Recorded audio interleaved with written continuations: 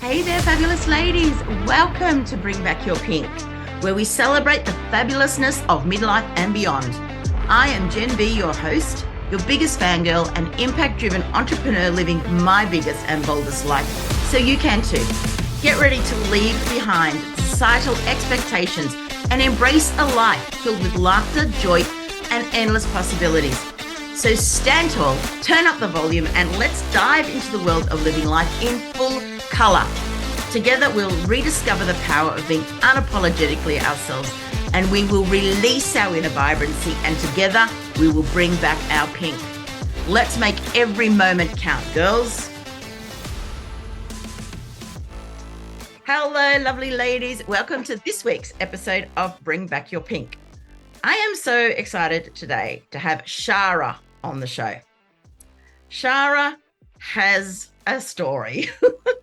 She is a beacon of resilience and creativity, and her journey intertwines the roles of a disabled woman, a triumphant cancer survivor, a published author, a devoted mother and grandmother, a vibrant artist, and a passionate performer.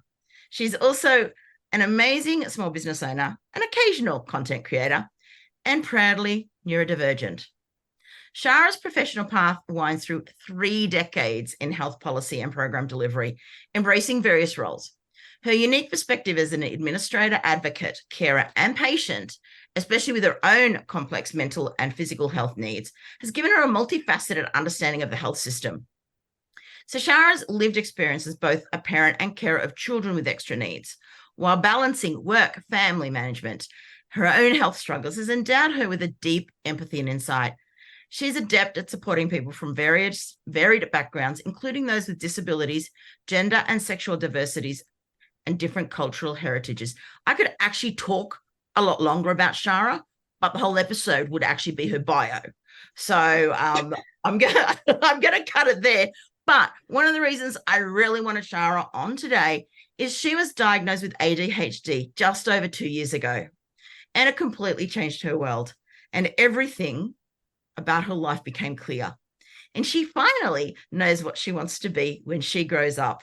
And welcome, Shara. I'm so excited to have you. I have goosebumps just reading that. She finally knows what she wants to be when she grows up. I just love that so much. When I was reading your book, when I got to the end, I actually got a little bit teary because, you know, when things become clear, it all becomes clear, doesn't it? It was such a big thing for me to feel that, because I'd gotten to 47 with a constant, I still don't know what I want to be when I grow up. Mm-hmm. It was just, and I know that I'm smart. I know that I'm capable. I'd done a lot of things. I was an executive level staff member in the federal public service. And I just, it didn't fit me properly. Yeah. I always felt like I was trying so hard to be the right person, to be the right thing, to do the right things. Like to sit in a meeting. God, I can remember being in Adelaide at a meeting with medical colleges, and we were in this meeting all day, and I swear I fell asleep at the table. Yeah, I would. Because we were sitting, apart from getting up to have morning tea or lunch or something, we were sat at this table all day. And I said, oh, it must have been the flight, or it must have not enough airflow in the room or something. But it was because my brain had stopped. Understimulation is just as bad for somebody like me as overstimulation. There's this really narrow sweet spot. Yeah, okay. of everything's balanced and working. Yeah. Sorry, you go. Oh, no, sorry. I think we're having a little bit of a freeze moment. And I just want to slightly correct something. I was diagnosed with ADHD and autism level 2, which doesn't really mean anything unless you're going through something like NDIS application. Okay. Yeah, I actually have to say, I don't know the different levels of autism or anything yet. Yeah. No doubt I will find out more about them as we come. But actually, it's interesting you talk about the understimulated, because I really realize that I have an excuse, for when I'm understimulated, I'm just not a good person to be around. No, being understimulated, and there's a difference between being understimulated, resting, and being paralyzed. Yeah. That ADHD paralysis is a real thing, and people think it's procrastinating or you're just being lazy, but it's actually that you can't function. You can't do the thing. You might be sitting there with your head going, I need to get up and I need to do this and I need to get off my phone and I need to stop reading this book. I need to do the washing. I need to make this phone call. But you are so overwhelmed by what you need to do that you just can't start. You can't move. You are stuck and you are locked in that place. Understimulation, for me, it makes me sick. Wow. My body just,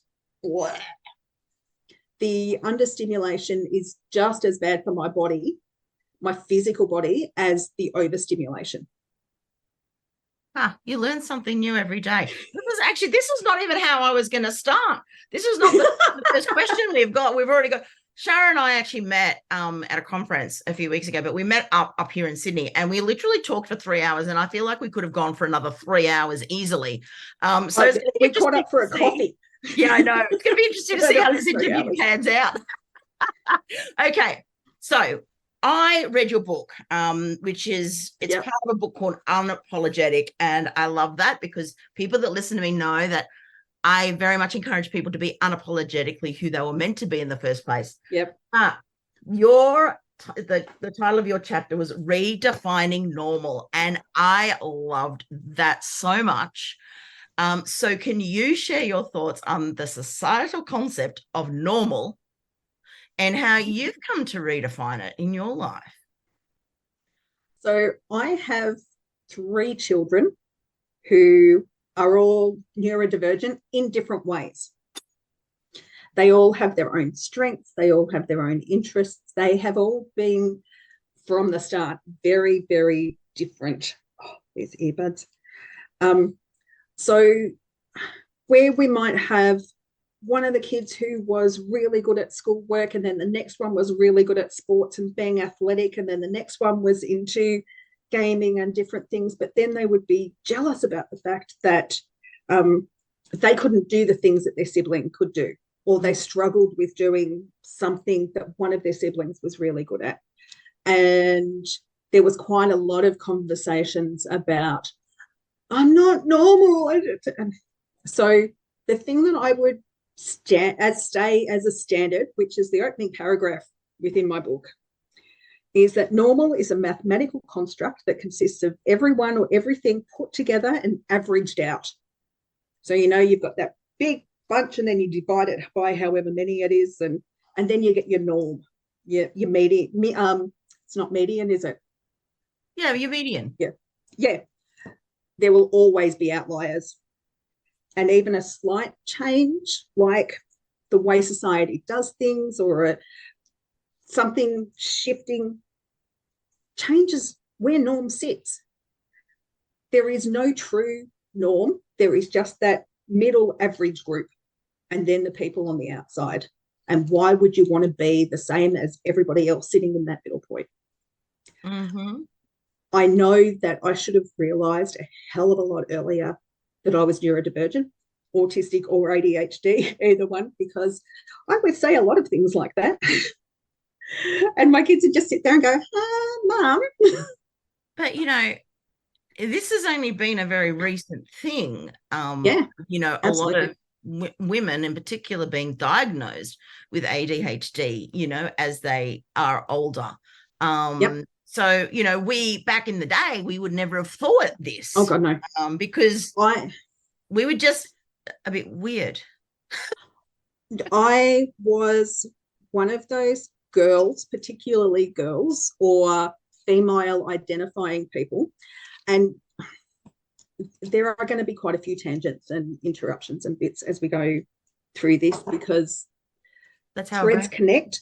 Yep. It's how my brain works.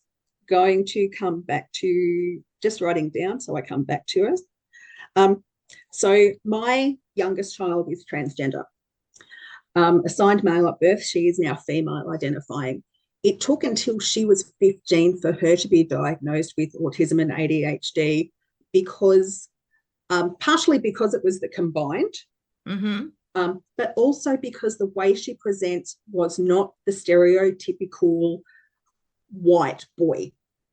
The way she presents with her autism and her ADHD are more on the female type of side, the inattentive, the dreamer, those sort of things. And that made it difficult to get her diagnosed. So the Diagnostic Statistical Manual version 5R, I think it is, which is the current version, is the first one to allow a co-diagnosis, a combined diagnosis of autism and ADHD. Until that, it was thought to be exclusively one or the other. Okay. And remember that the first person ever diagnosed with autism died this year. So neurodivergence is still relatively new in our way of thinking, and particularly in Western society. People struggle with things that are outside what they know and what they expect. But without neurodivergent people, we wouldn't have aeroplanes, we wouldn't have the great explorers, the amazing musicians, the fabulous artists, because you look back at those people, Einstein, Da Vinci, Picasso, Beethoven, were neurodivergent. They were the crazy people who lived on the edges of society that people made jokes about a lot of the time, particularly while they were alive. Yeah, absolutely. But they were creative and thinkers that pushed the boundaries of what was known, and they dreamed big. And I mean, look at where we are now in terms of what our world is. Not all of it's good. No, it's not at all, but it's no. Well, even doing this podcast. Yeah, we're talking about this because, we all have this, we all want to fit in, we all want to be normal, but, more and more, we are being encouraged to, and I mean, this is what I do. I encourage people to step out of, try out the box to become who they should be. So, absolutely. The world, like, let's be honest, the world values normal. What challenges? And conformity. Yeah, absolutely. And conformity. Like, conformity is rewarded. Yeah. So what challenges have you faced in a world that, values this, and how have you kind of worked your way around them? For a long time, I did not work my way around them. I masked so heavily. I didn't realize what I was doing. So everybody does some level of masking. Everybody. One thing I want to say is there are a lot of things that come up in the diagnostic criteria that people go, well, I have anxiety and I do this behavior and I do this, blah, blah, blah, blah, blah, whatever it may be. The difference is the way it is experienced.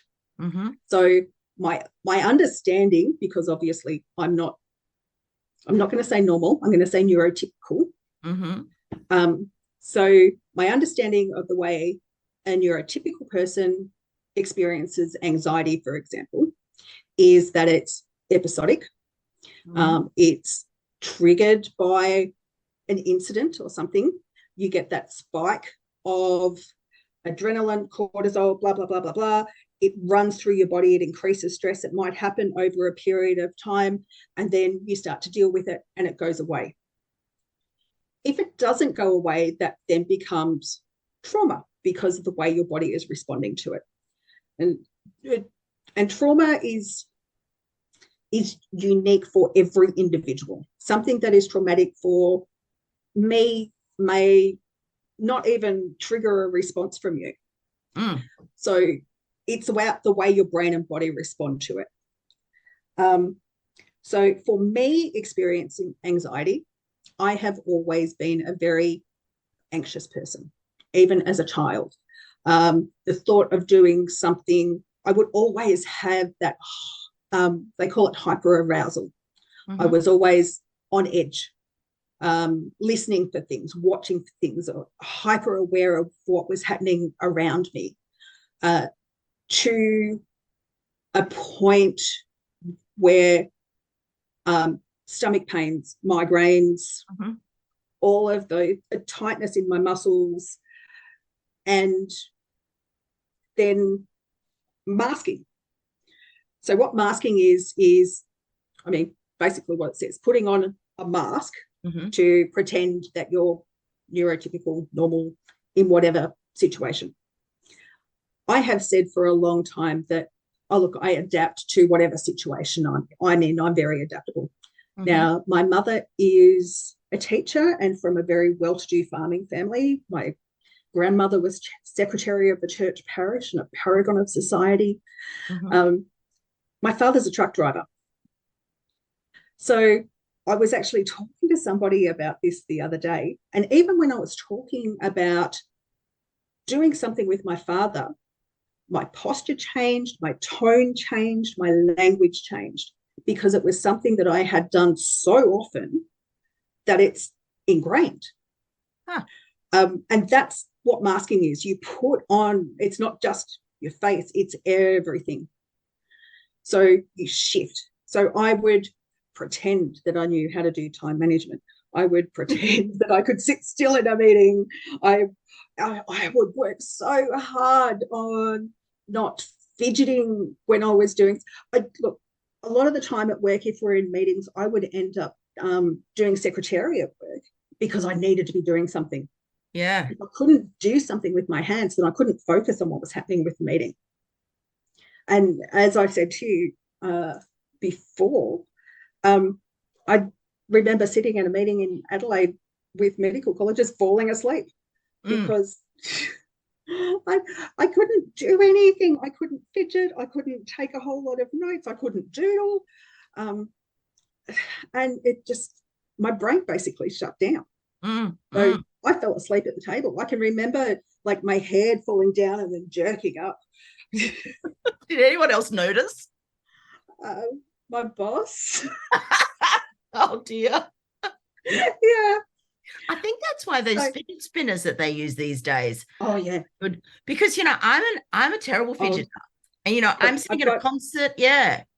Yeah. Got things like this, and I've got stretchy things.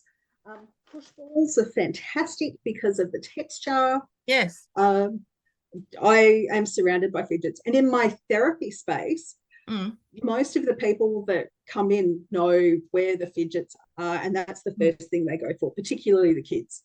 Yeah. Okay, what fidget, what have you got today? What am I going to grab? What am I going to, I mean, once they feel comfortable with me and they know that we're not just going to sit and talk, they don't, because they're excited to get into things. Yeah. But particularly the staff, they need the things that help them feel safe. Yeah, it's interesting because, my phone, like I find my pop sockets are fit, like I do that all the time. It's interesting. The more and more I speak to you, the more I just realize. Do you understand the purpose of fidgeting? No, I've got no idea. Okay. So it's a stim. So it's a self-stimulating behavior. Yeah. And it's a way to release energy and to help regulate your body. It's just becoming clearer. Anyway, and I could probably ask this bloody question of myself very soon. Yep. Can you share your journey of discovering your neurodivergent later in life? This is fascinating because, again, like I'm just talking to you and I'm seeing so many similarities, and just that fidgeting thing, it's like boom, boom, boom, going off in my head again. But how did this realization come about that you are neurodivergent? Okay. So I have always felt like an outsider. I always felt different. Interestingly, I only discovered this recently.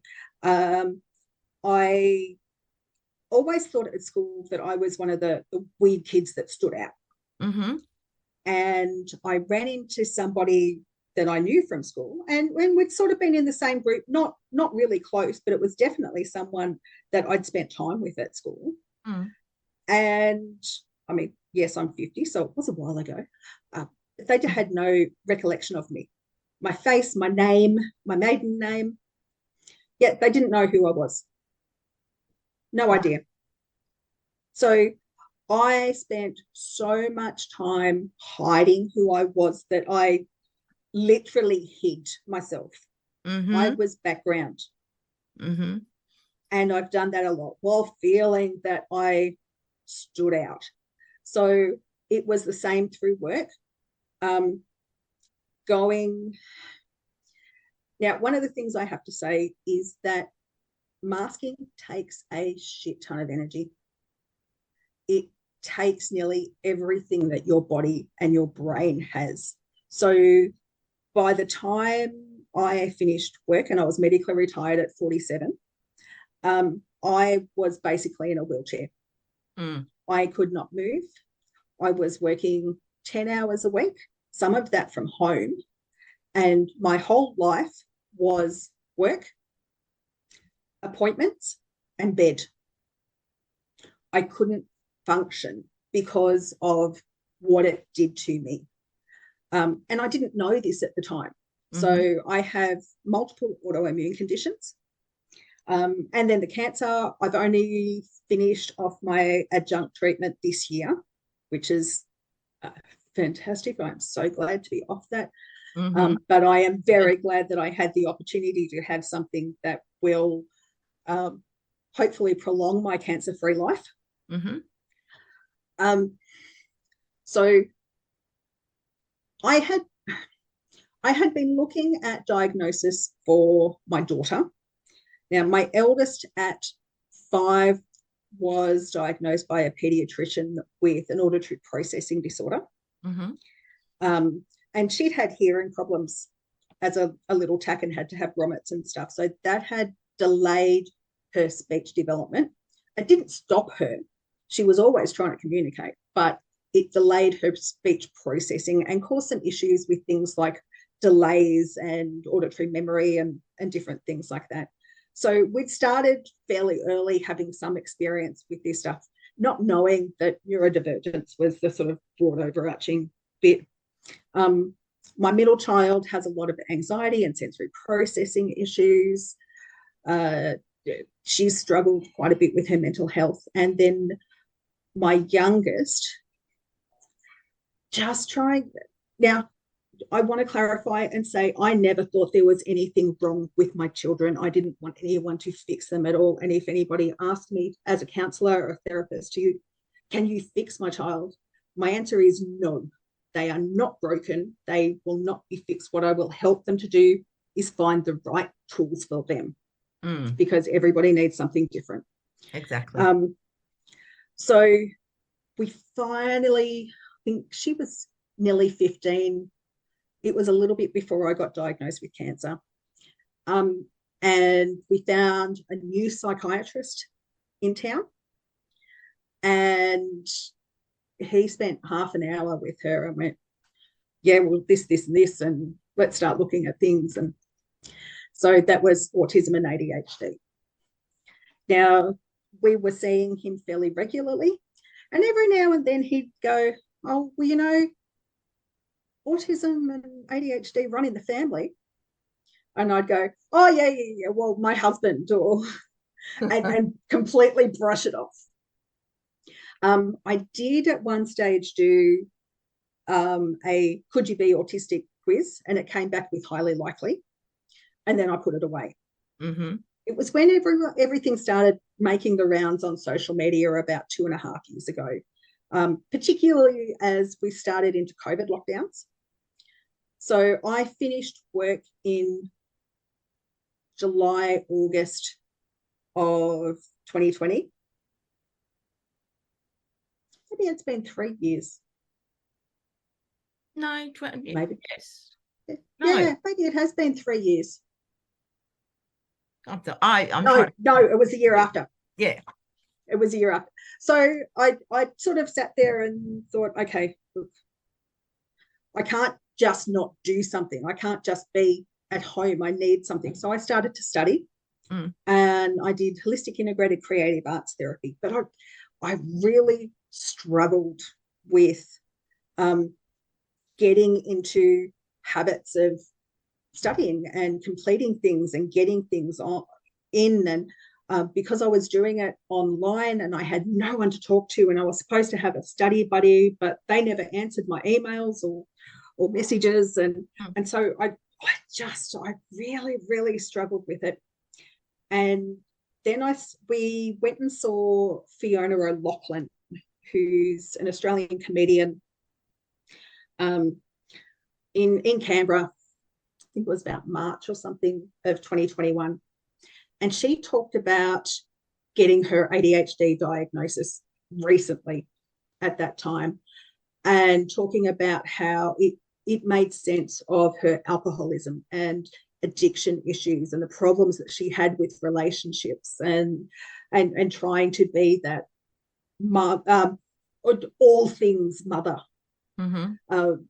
And I started crying. We were at a comedy show, and she's making jokes, and I just started crying because I was like, holy fuck. I mean, she was all even talking about being addicted to stupid games on your phone or something, because it shuts down all of the stuff that's going on in your head. Yeah. You know what I'm talking about. I know what you're talking about. I call it the night things, even though it's all day, every day. Exactly. It's just that, Stops. So now it's just gone again. Okay, back to the noise cancelling. So I saw that, and it connected with me. And then I started seeing all of the stuff on social media about put a finger down if you blah, blah, blah, blah, blah, blah, blah. And started realizing that the psychiatrist had been making comments about me because I was the one that he saw most of the time with my child. And so my daughter had an appointment, and it was online because we were in lockdown. And I said, and I knew that his books were closed because somebody else on a group that I was on had talked about who to see, and well, these books are closed. And Canberra is an area of workforce shortage for most specialists and GPs, including GPs. So it can be really difficult to get into a new health specialist. So I said, who would you suggest? And he went, what, besides me?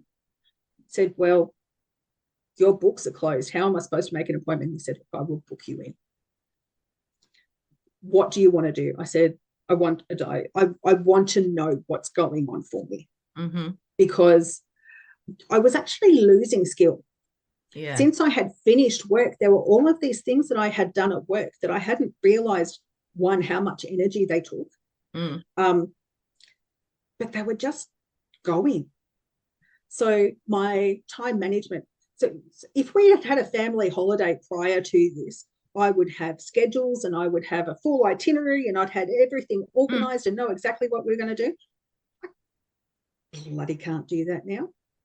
I have been, just all of these bits and pieces that I had put so much energy and focus into trying to do the thing the right way. There's no such thing as the bloody right way with most of this stuff. That once I had let go of being that person, those things did not come easily. So it was a degradation of my skills. And that is a thing that happens as well with late diagnosed people. You start to let go of all of the expectations and the front that you've been putting on and all of the things that you've been forcing. And you go, why can't I do that anymore? I used to do this all the time. Why isn't that working for me? And it's just, you're not putting all of your focus and energy into things that realistically don't matter quite so much. So it's so interesting, isn't it? So when you were diagnosed, Yep. given the formal diagnosis, how Yep. how did it affect you, like emotionally, and Oh, the psychological impact? I just want to tell, I think I did tell you this little story about, when I had sciatica pain, and I yep. was seeing a psychologist for pain management, and I was explaining to her in my manner how it all came about, and she's like, "Are you ADHD?" I'm like, "No, no way, I'm not ADHD. Absolutely not." I Yep. was so appalled at the thought that Yep. I could be, ADHD. Whereas now, as I've learned so much more about it, I kind of look at it as a bit of a superpower. But, it still has that stigma, Oh, of, the stigma yeah, is, I mean, when people tend to think about ADHD, they think of a 10-year-old boy losing control. exactly. And that is not what it is. That meltdown moment is because that child is so dysregulated and unable to function. They've been building everything up in their body and it just needs to release. And they don't know how to, apart from that explosion. Yeah. There are ways to not get to that point. So Mm, I work, most of my client base at the moment is children and teens. And things that I work on are trying to be able to understand what's happening in your body for different emotions. mm, Because there's one of the things that can happen for neurodivergent people is alexithmia, which is it's the level to which you understand emotions in your body.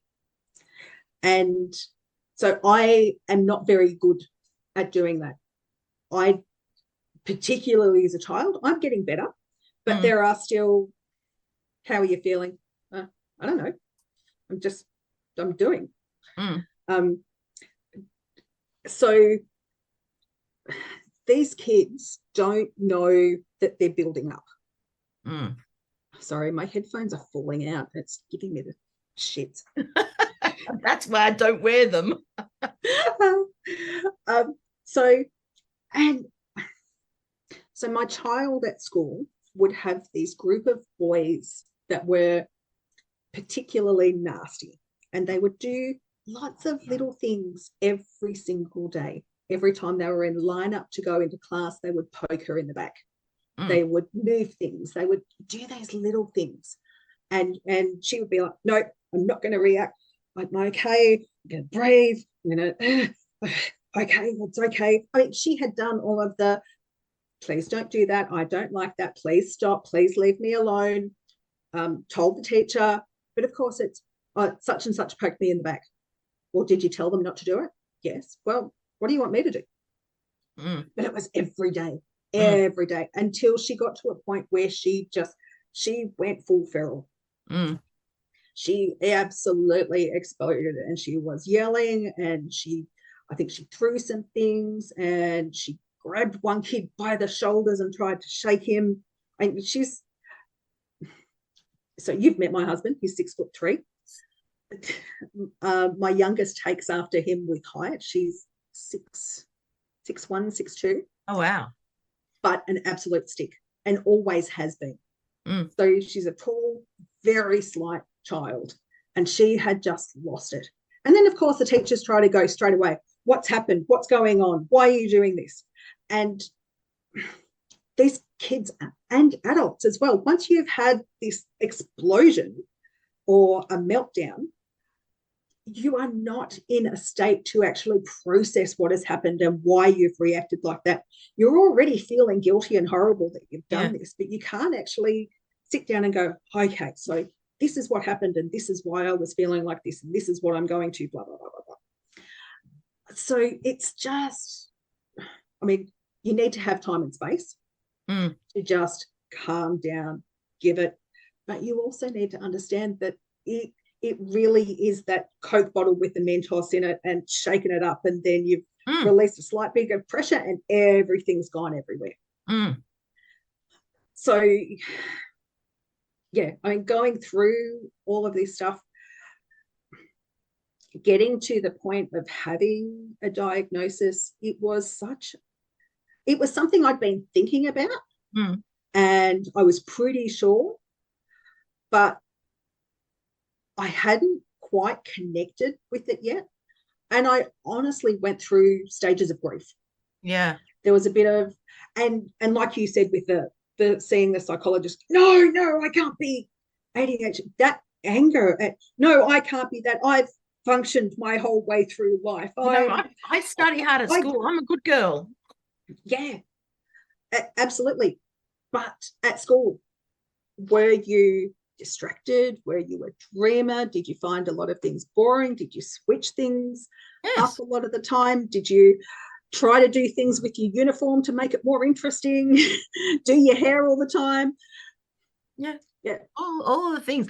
Yeah. It's quite fascinating. And for anyone that's out there listening that's kind of identifying with this, I mean, it's a bit of a rambling conversation, which is what Shara and I tend to do. I'm trying to stay focused. Yeah, but well, I'm here and I'm never focused. Like I'm always thinking, oh, well, we can talk about this and we can talk about that. Anyway, back to what I was talking about. Investigated. It's not a bad thing. Like it really isn't. It just means our brains think a little bit differently. As I said, I've not had a formal diagnosis. I almost feel like I don't even need it because it's just becoming so obvious. This is who I am. And I like before I got my diagnosis, I had actually talked to my GP about getting a referral to a psychiatrist. And she had said, what do you want to do? So if you want medication, then yes, you need to go see a psychiatrist. And there is no medication for autism. There is medication for ADHD. And I am on medication for ADHD, and it does make a difference to me. So we talked about it for a while, and like through a couple of appointments, and then I went, you know what? I do want to find out. I want to know. I want to understand myself better. I want to give myself, I call it a scaffold. It's not like people talk about labels like a bad thing. I don't think of this as a label. I think of this as a scaffold, a framework to help me understand how I work. Yeah. So that's different to going, okay, this is the box that you live in. 100%. So, yeah.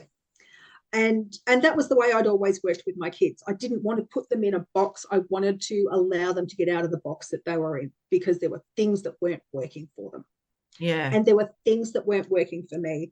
I have spent a lot of time and money with psychologists and counselors, a lot of them doing cognitive behavioral therapy type processes, that when you overthink things and have a bit of a worst case scenario mentality, which is my brain. Sorry, it's not even worst case, it's every case. It's every parallel opportunity, incident that could ever exist, all happening at the one time. And the ones that hit the most are the ones that are negative in some way. Yeah. So have you ever done the ladder of the, okay, so what's the scenario? What's the worst case scenario for this incident? What's the best case? What's the thing that's most likely to happen? So once you've done that, you can think through these things. Yes, logically, I know that, but that's not what hits me. That's not a process that my brain does automatically, regardless of how many times I've done it.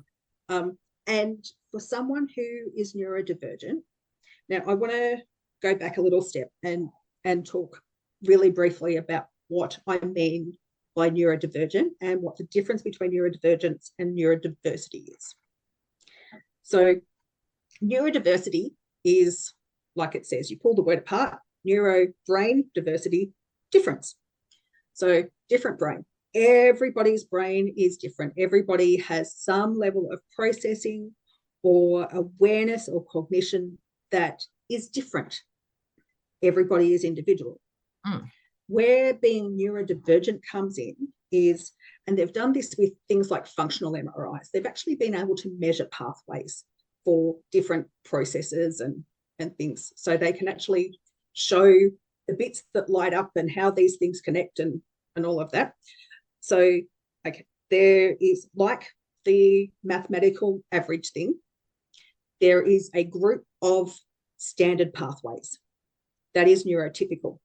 Mm-hmm. If the way your brain functions is outside of that standard, so it might be standard deviation or more from the normal point, and I have done a university unit in medical statistics, but I can't remember most of that apart from a few words and bits and pieces. You are neurodivergent. So it means that your brain functions outside of normal. So, and it could be one thing, it could be another thing. And there are so many bits and pieces that fit under what neurodivergent banner is. So obviously autism and ADHD, Tourette's, OCD, the oppositional defiance disorder, anxiety, trauma. Because if you've been through trauma, if you've been through some horrific incident, it actually rewires pathways within your brain. So it shifts them. So it can move that completely outside of what is neurotypical or neuronormative. Now I've lost what I was going to say. This is an absolute minefield of information because, you know, yeah, I mean, I didn't know that. So, I mean, yeah, we could go on forever, even though you've forgotten what you were going to say, which is fine because that happens to me all the time. But I have a question, of course, that I can ask you. Yes. Okay, we might go from there. You know, so for somebody, you know, out there that's listening and they might be questioning, like, you know, just perhaps listening to what I've said and what you've said, you know, if they're questioning, you know, exploring the neurodivergence, have you got any advice or insights for them? Yes. Do some research. Have a look at some of the social media stuff, but also take that with a grain of salt. There's this thing that I love, that once you've met one autistic person, you've met one autistic person. So people, and this is where, so I was diagnosed autism spectrum disorder level 2, which I can't remember if I said doesn't make any difference for a person unless you're actually applying for support and government programs like NDIS. Mm-hmm. The autism spectrum is not linear. It is not okay, at this end, you only have a few little bits and pieces. At this end, you have a whole lot. So if you are high functioning autistic, basically what it means is the people that I deal with experience my autism to a low extent. Not that I experience my autism to a low extent. And it's the same with ADHD. If you're high functioning ADHD, the people around you don't necessarily realize. And it's all the stuff that's going on in your head that affects your body that makes a difference for you. And there are all sorts of layers to what goes into the bits and pieces. Because I have a combined autism and ADHD, one, I find it really difficult to separate what is my autism and what is my ADHD, because there are some overlaps. Yeah. But there are other things where I have huge conflict within myself. So I really thrive on structure and organization and having a plan and having things routine and regular. But fuck, I get bored so easily. Yeah. And I just want to go and do something and be interesting. But then, and I get energy from being with people, but then it's also overwhelming and terrifying. And I get huge anxiety and burnout. And then I've just got to go home and hide under a doona for a month or two. Yeah. So I don't like levels. The autistic community in particular would say do not use levels, do not use terms like high functioning or low functioning. Some people prefer person first language. So I am an autistic person. Mm-hmm. No, I am a person with autism. And some people prefer I am an autistic person. I say that I am autistic. I am an autistic person. I am an ADHD person, which is the, I don't think that's been formalized at the moment, but it's in common use at the moment, or DH. So it's AU, DHD, so the autism and ADHD together. And I probably should have taken some extra meds before we did this. I might have been a bit slower with the way I'm processing. All very clear, like, you know, and I knew when we were having this conversation that we were going to go off on tangents because I'm like that and you're like that. So, you know. And every conversation that we have had has been like that. Like that. So advice for people. Yes. Do your research. Talk to people who are experienced in this. Talk to other people that have these conditions.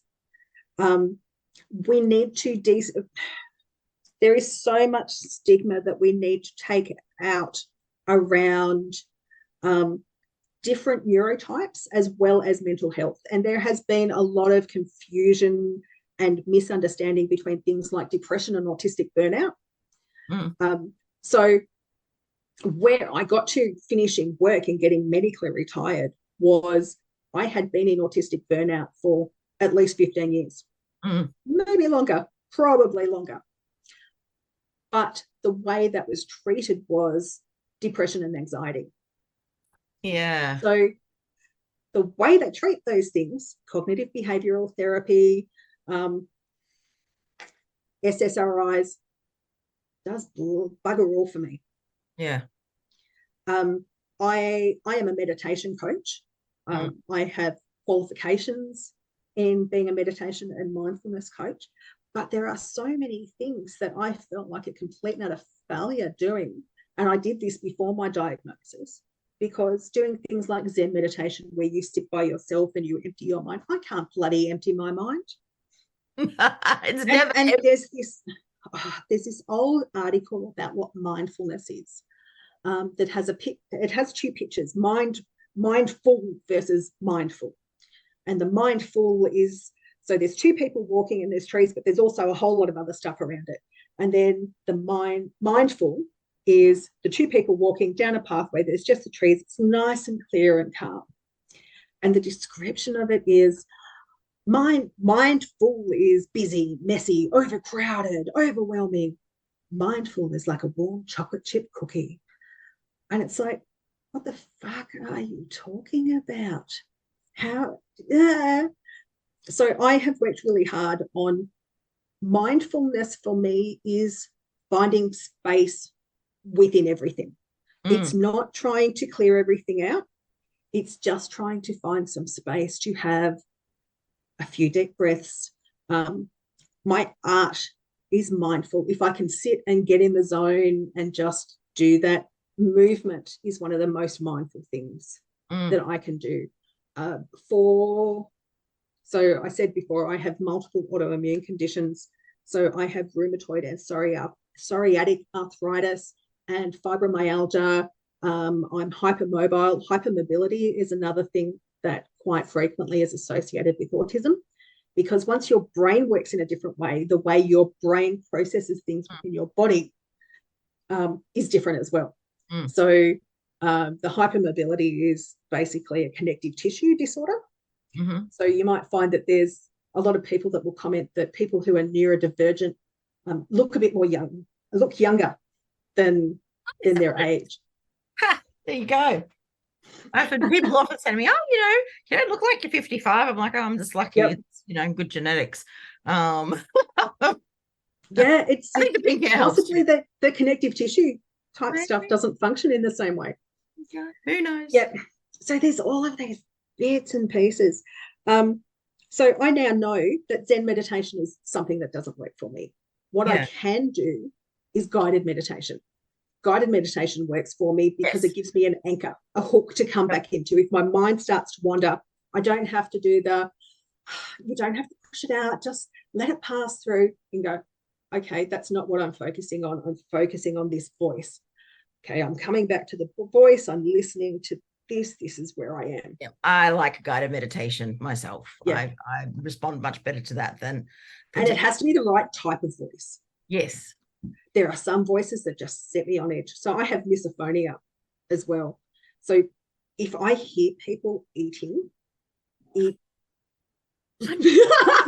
Oh, your face. So I have a physical reaction What? to the noises of people eating. It's terrible. It's not just I don't like hearing that. It actually sets off pain within my body. Yes, I have to leave. Yeah. I have to leave. Yes. I say to Dave, oh my gosh, I say to David, don't come and sit next to me when you're eating. Oh man. Oh, Stephen's the same. I am laughing. If anyone's got to near the end of this interview, if you've managed to be figuring out what we're talking about, Yeah. you get a golden medal. Look, hopefully by the time this goes out, I will have some resources available through my TikTok and my Instagram to do some self-assessment things, to look at ways great. to I'm also going to put up some worksheets for different things, like different ways to do self-care, just finding some different things to help you get through. I think that would be great, because I do truly think that, you know, we've talked about this, but there is such that stigma. Yeah, you know, absolutely. even I had myself, Yep. you know, and to be able to, I feel like to be able to find out why you've been like you've been for your life is actually really liberating. You know, and it has, in the end, after going through all the processing and the grief and the anger at, oh my God, if only I'd been diagnosed as a kid, how different would my life be? How different a parent would I be? My kids have told me that they don't remember me doing stuff with them. And that is one of the hardest things for me. Yeah. Because physically, I've been like this for way too long. I am so much better now than I was. I mean, you've seen me at the conference. I was using my walker because that was sustained movement and stuff up and down and doing things. When we had coffee, I wasn't using a mobility device. So, I mean, they call it invisible disability, because if you just look at me, you don't realize I'm disabled. You know, 100%, and it's really, oh my gosh, like this is so random, but you know, I have bowel diseases. I've had a bowel resection. You know, and sometimes I, you know, literally need to go to the toilet quite quickly, and I will go into the disabled toilet. Because, you know, like it's there, it's free, it's not crowded. And you know, and I was thinking about it, I'm like, what would I say if somebody said to me, why are you in there? And I actually thought, I have because I'm disabled. Yeah, I have an invisible disability. So, and a lot of people don't think of it and even recognize that people have those. The social model of disability talks about the fact that if you have whatever it is, you are disabled because you live in a world that is not made for you. Yeah. So a standard toilet, a public toilet, is not made for somebody who needs to use a colostomy bag or a stoma or 100%. Yeah. So there's all of these different things. And if you flipped it, and I know I've used this example before, if you lived in a world or a community where every building was made for people in wheelchairs, you would be disabled as an able-bodied person because the environment in which you live is not made for you. So there's all of these different bits and pieces. One of the most important things I think that I want to say to anyone listening that might be thinking about this or might have been diagnosed and still going through the processing, or even after that and come to terms with it and feeling validated, I call it a knockdown rebuild, because it really is like you are getting rid of everything that you have ever done to function. And what I have found is, for me and a lot of people that I've talked to, control issues. like I needed to control my environment, because if I didn't, then everything was going to fall over. Mm-hmm. Let go of control, let go of all of that stuff. Just let it go and let yourself be. Learn who you are, who you truly are, and Embrace who you're meant to be. embrace it, explore, let loose the do you know any Iron Maiden music? It's going to sound No. I was an 80s. I'm an 80s chick, but I was far more into like The Cure and I love that pop punk. Yes, I love it, but not Iron Maiden. I was a bit of everything except country. Okay. But there's this thing called echolalia, which is repeating the words of somebody else. Mm-hmm. And for some, so there's a show called The Middle where the kid would stand, like he would repeat things that people had said, and it'd be a bit weird and creepy. So it'd be, and he just keeps saying these words, and my kids would always be repeating ads and stuff, because you get it stuck in your head. Yeah. But it's a little bit different. The echolalia is sort of like a regular repeated response, and the things.